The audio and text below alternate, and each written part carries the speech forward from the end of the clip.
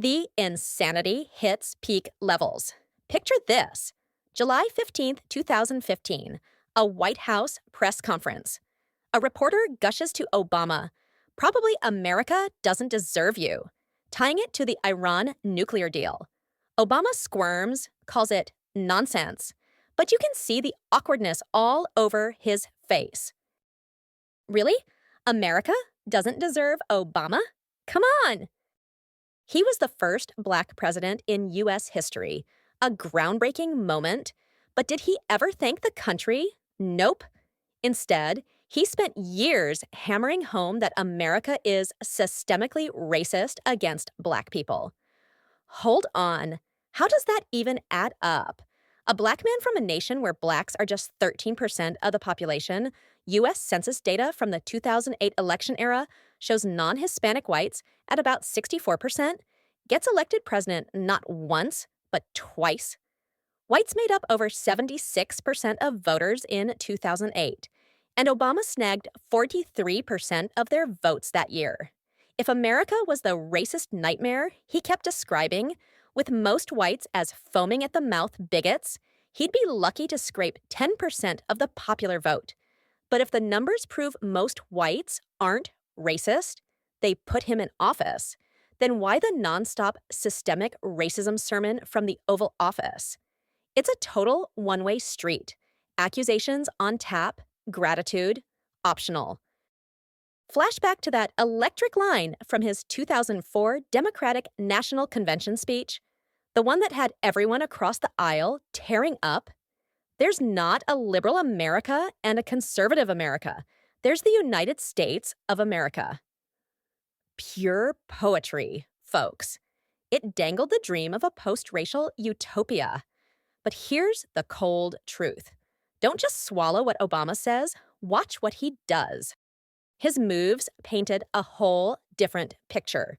He amplified Black grievances at every turn, stayed dead silent on the flip side, and fanned the racial flames instead of putting them out. He deepened the divides, never healed them. Let's dive into the cases that expose this hypocrisy one by one. Case 1. The Trayvon Martin shooting in Florida. February the 26th, 2012, 17-year-old Trayvon Martin gunned down by neighborhood watch guy George Zimmerman in Sanford, Florida, after a scuffle. Cops are still digging into it. Zimmerman isn't even charged until April 11th, 6 weeks later, when boom, Obama jumps in on March 23rd, 2012. If I had a son, he'd look like Trayvon. Right there in the briefing room, raw, emotional, sure. But it locked in a racial injustice angle before the facts hit the table. Suddenly, it's all about protests. Stand your ground fights, not due process. Outrage explodes, media goes wild, and pressure mounts on the cops. Zimmerman walked free in July 2013, but the scar? Obama's line turned a local heartbreak into a nationwide racial inferno, way before the probe wrapped.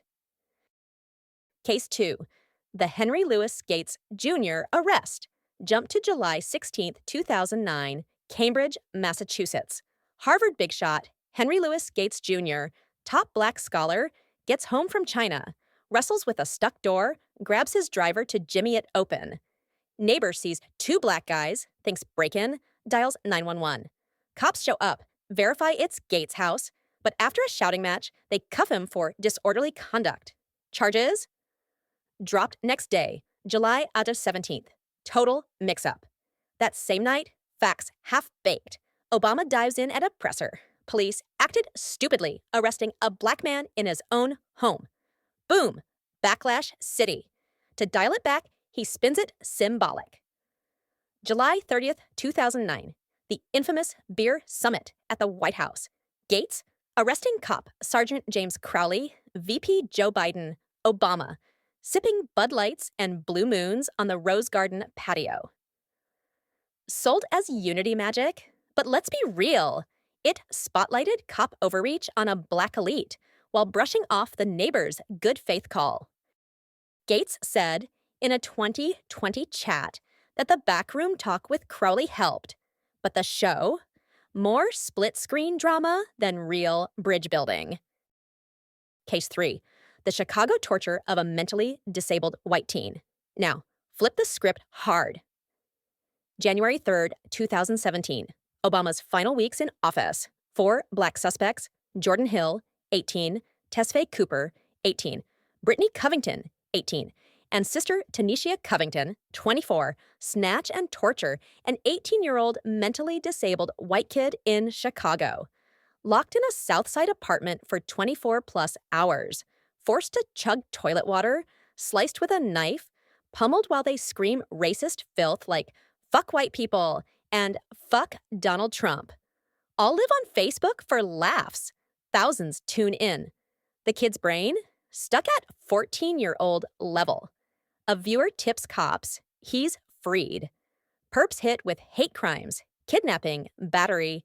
Hill and Cooper get 5 years in 2018. Brittany, probation for snitching. Obama? A limp, terrible outcome not on January 6th, tying it vaguely to racism's toll. End of story. No Oval invite for the broken kid to shine a light on his pain. No, if I had a son, gut punch for a white boy ravaged by hate. No unity rally across colors. Picture it. Him and the kid chatting over ice cream. Boom, president for all. Nah, crickets. While black victim spots got the red carpet, selective outrage on steroids. Case 4, Michelle Obama's Target profiling story. Don't forget First Lady Michelle Obama. December 17th, 2014, People magazine spill her 2011 Target run in Alexandria, Virginia, near their spot then. Detergent aisle, flying low incognito.